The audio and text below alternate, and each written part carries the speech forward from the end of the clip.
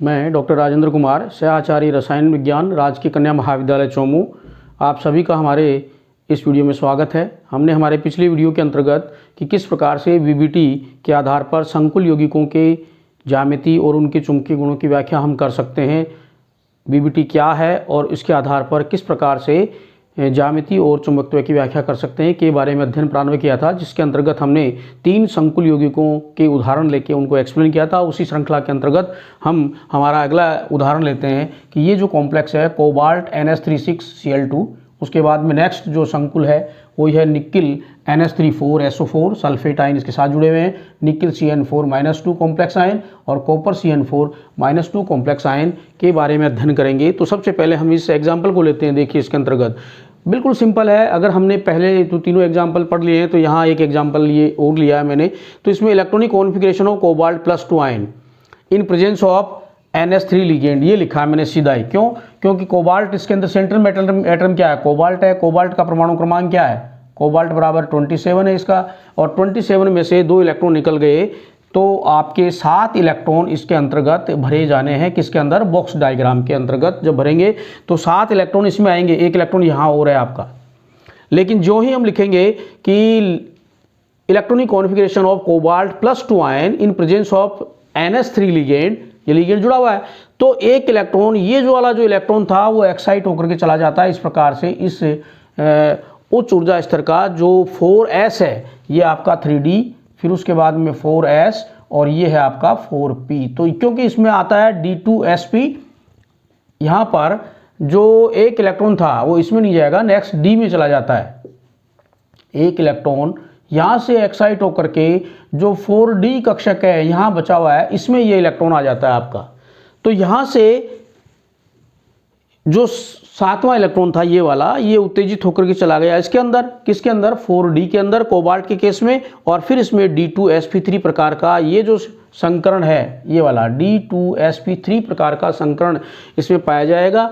Octahedral इसकी ज्यामिति होगी। और यदि हम इसके चुंबकीय गुणों की व्याख्या करेंगे तो 1 इलेक्ट्रॉन यहाँ है तो इसमें इसका जो मान आएगा 1.72 या 73 अप्रोक्सीमेटली बोर मैग्नेटॉन के रूप में चुंबकीय आघूर्ण होगा।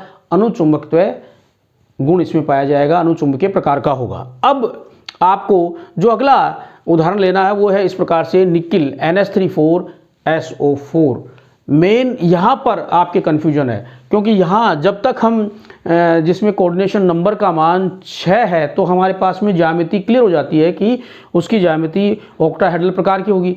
लेकिन यदि CN का मान 4 है तो हमारे पास में 2 ऑप्शन बचते हैं। एक तो ये कि उसकी ज्यामिति आपकी स्क्वायर प्लेनर की हो सकती है, और दूसरी ये कि उसकी ज्यामिति टेट्राहेड्रल चतुष्फलकीय प्रकार की होती है।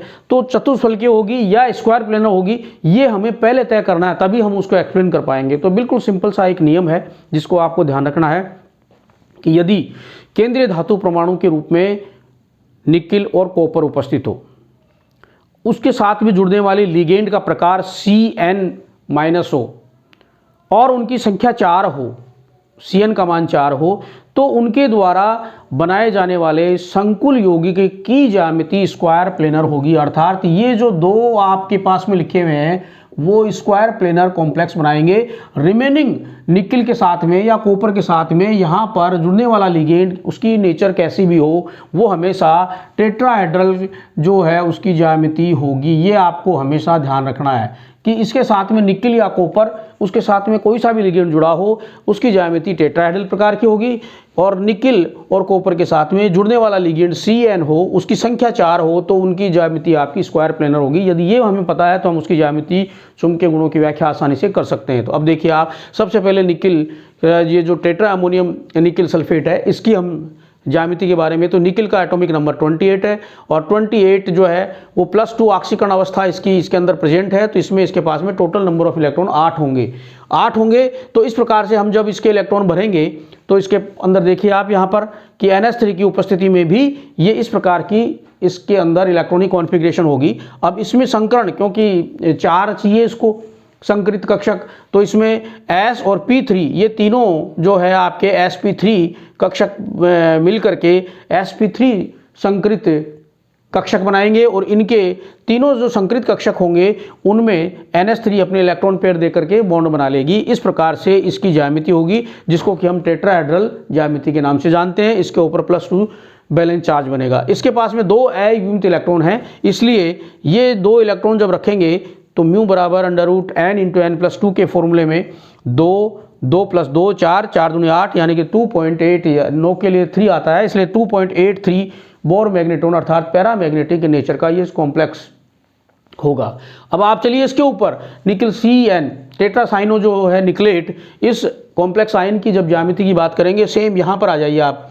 इसके अंदर जो संकरण होगा वो DsP2 प्रकार का होगा, अर्थात एक D कक्षक चाहिए इसको और फिर P2 प्रकार के होंगे। तो जैसे ही आप इसके अंदर आएंगे, क्योंकि ये जो विन्यास है ये बदल जाएगा, ये इलेक्ट्रॉन आपका इसमें इस प्रकार से युग्मित हो जाएगा। इस CN-, यहाँ था पहले NH3, अब आ गया आपका CN। तो इस CN की वजह से ये जो इलेक्ट्रॉन है वो यहाँ पर युग्मित हो जाएगा और युग्मित होते ही इसके पास में एक तो बच गया D और एक S और 2 P। इस प्रकार से ये DsP2 प्रकार का संकरण होगा और संकरण होने की वजह से ये इस प्रकार से स्क्वायर प्लेनर कॉम्प्लेक्स बनाएगा। माइनस चार्ज इसके ऊपर बचेगा, ये इसकी ज्यामिति होगी और म्यू बराबर 0 होगा। क्यों होगा? क्योंकि इसके पास में 8 थे इलेक्ट्रॉन, तो सारे के सारे युग्मित हैं, इसलिए ये जो कॉम्प्लेक्स होगा वो आपका डाई मैग्नेटिक इन नेचर का होगा। अब आप इसको अप्लाई कीजिए इसके ऊपर। कॉपर के केस में बिल्कुल सिंपल है, कॉपर वाले केस में ये तो सेम चीज़ आएगी, लेकिन इसके पास में क्योंकि D9 कॉन्फ़िगरेशन बचेगा यहाँ पर, तो D9 के अंदर ये इलेक्ट्रॉन एक एक्साइट होकर के इसमें चला जाएगा 4p के अंदर।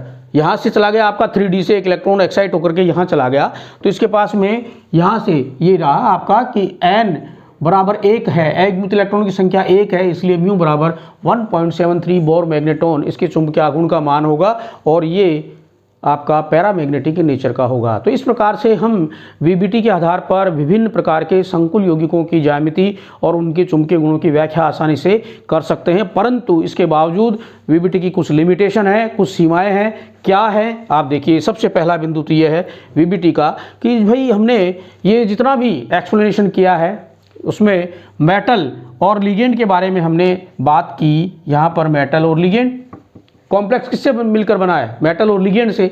तो यहाँ पर जो भी आपने एक्सप्लेनेशन दिया केवल इसके ऊपर दिया है। VBT मेटल आयन को विशेष महत्व देती है, लिगेंड के ऊपर उसका क्या रोल है के बारे में कोई स्पष्टीकरण नहीं दिया गया, इसलिए पहली लिमिटेशन तो हुई कि VBT मेटल को विशेष महत्व देती है, लिगेंड का क्या रोल है इसके बारे में स्पष्टीकरण नहीं किया गया है।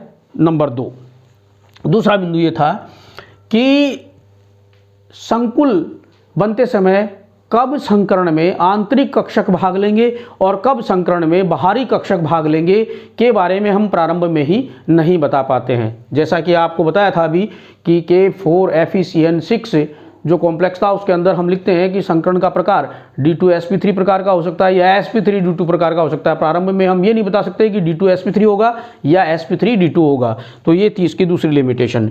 तीसरी जो लिमिटेशन थी कि जो चुंबकीय गुण हम निकालते हैं इसके अंतर्गत, तो उनकी मात्रात्मक चुंबकीय जो गुणों की मात्रात्मक व्याख्या VBT के आधार पर नहीं की जा सकती है। नेक्स्ट नंबर 4, कुछ संकुल यौगिक विकृत आकृति वाले होते हैं, जैसे कॉपर सेकंड और टाइटेनियम थर्ड के द्वारा बनाए जाने वाले संकुल यौगिक, तो उनकी ज्यामिति को हम इस VBT के आधार पर एक्सप्लेन नहीं कर पाते हैं, नहीं समझा पाते हैं।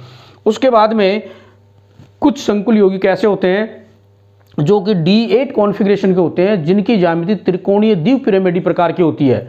तो उनका एक्सप्लेनेशन, उन संकुल यौगिकों का एक्सप्लेनेशन, स्पष्टीकरण हम VBT के आधार पर नहीं कर पाते हैं। उसके बाद में जो अगला बिंदु है लिमिटेशन का कि कोबाल्ट सेकंड और कॉपर सेकंड में इलेक्ट्रॉन एक्साइट होकर के 3D से 4D में, 3D से 4D में व 3D से 4p में चला जाता है का स्पष्टीकरण VBT के आधार पर हम नहीं कर पाते हैं। यहाँ देख रहे हैं हम इसके अंतर्गत कि यहाँ से इलेक्ट्रॉन इस केस में उत्तेजित होकर के 4D में जा रहा है कोबाल्ट के केस में, और कॉपर के केस में ये उत्तेजित होकर के जा रहा है कहाँ पर? आपका इस 4P के अंदर जा रहा है, तो इसका स्पष्टीकरण VBT के आधार पर नहीं किया जा सकता। और अगली लिमिटेशन कि इनको इलेक्ट्रॉन को उत्तेजित होकर के यहाँ इस प्रकार से नेक्स्ट हायर ऊर्जा स्तर के कक्षक में जाने के लिए इतनी मात्रा में ऊर्जा कहाँ से प्राप्त होती है के बारे में हम स्पष्टीकरण नहीं कर सकते। और अंतिम लिमिटेशन इसकी कि जो अणुचुंबकीय गुण है वो ताप पर निर्भर करता है, तो अणुचुंबकत्व का ताप पर निर्भर होना VBT के आधार पर हम समझाने में समर्थ रहे। ये VBT की मेन लिमिटेशंस थी। धन्यवाद। आप इस चैप्टर को पढ़ें। जो आपका कोऑर्डिनेशन कंपाउंड का चैप्टर है बहुत ही महत्वपूर्ण है। आप नेक्स्ट क्लास में जब भी जाएंगे तो इसके पूरे 4 लेसन बन जाएंगे एक ही लेसन के। तो कोऑर्डिनेशन केमिस्ट्री जो है इनऑर्गेनिक केमिस्ट्री का बेस होता है।